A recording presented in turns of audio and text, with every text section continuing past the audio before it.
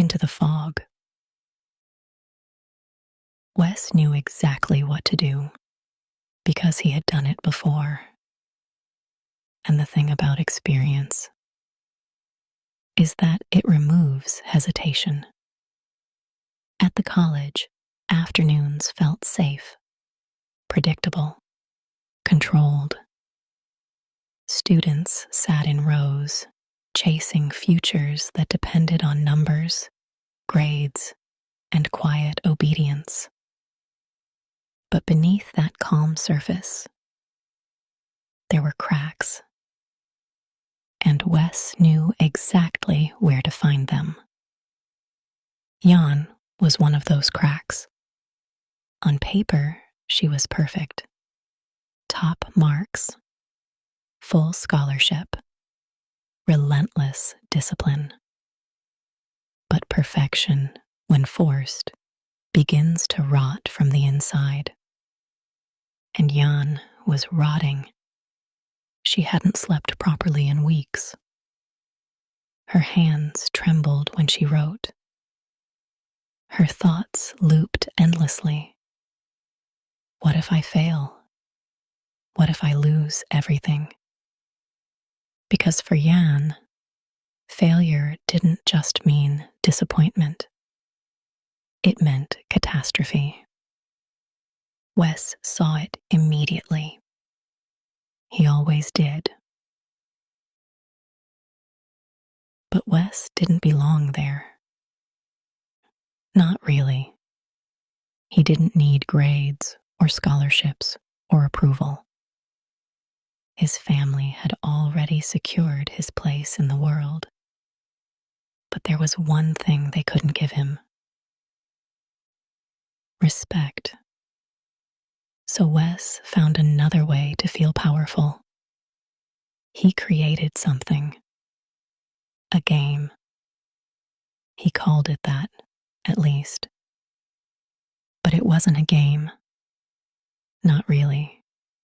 He would find students like Jan, offer them something impossible to refuse, an escape from pressure, from fear, from failure. All they had to do was finish the task. Just one job, he told her. Get the exam papers. That's it. He made it sound easy, almost harmless, like bending a rule instead of breaking everything.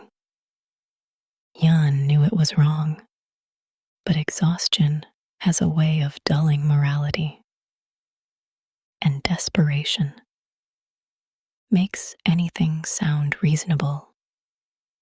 So she agreed.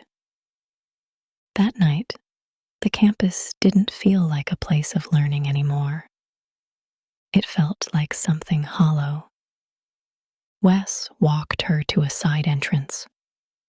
No cameras, no guards. It was too perfect. He gave her instructions in a calm, steady voice. Once you're inside, he said, don't stop. He handed her a briefcase.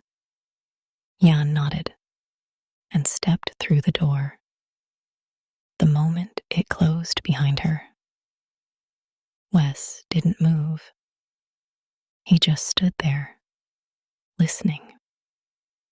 Then, slowly, he pulled out his phone and made a call. Inside, the silence pressed in on her. Every step echoed too loudly. Every shadow felt wrong. She followed the directions exactly. Left, down the hall, second door, unlocked. Waiting, she found the papers almost immediately. Too easy. And that's when she heard it. A click, then another. Lights, one by one, turning on. Footsteps, not rushing. like they knew exactly where she was. Jan froze, her brain trying to catch up to something her body already understood. This wasn't part of the plan. She shoved the papers into the briefcase and ran down the hallway. Her breath was sharp, uneven. Voices echoed behind her. Second floor. North corridor. She's moving. They weren't searching. They were tracking. Jan turned a corner and stopped. Someone was already there. Jan backed away slowly, her chest tightening, her thoughts collapsing into one single, terrifying realization. She was caught. Outside, Wes smiled, satisfied, because this was the best part. Jan tried to scream, but nothing came out. Hands grabbed her, firm, unyielding. She expected shouting, sirens, chaos, but instead, one of them stepped forward, calm, professional. "You understand what you've done," he said. Jan nodded weakly, tears streaming down her face, breaking and entering. Theft of academic material, intent to distribute. He paused. "That's more than enough to make sure you never step foot in a university again." Her chest collapsed inward.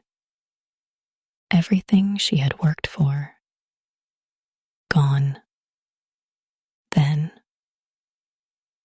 a second voice spoke from behind her.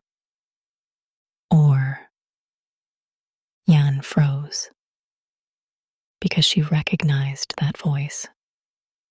Wes. He stepped into the light slowly, hands in his pockets.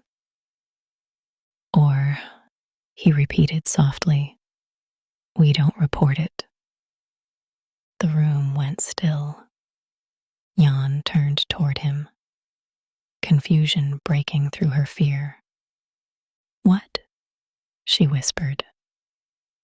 Wes tilted his head slightly, almost amused. "You made a mistake," he said. "A bad one." He glanced briefly at the others. But mistakes can be useful. The people around her didn't move, didn't react. Because this wasn't an arrest. It was something else. Wes sat in the library the following afternoon, watching, waiting, until his eyes landed on someone new. Another student, alone, tired, desperate. Wes leaned back slightly. Then he saw her approaching the student, quietly, calmly. "Jan." She sat across from them. "I know a way you can get ahead," she said. From a distance, Wes smiled. Jan looked in his direction and lowered her gaze.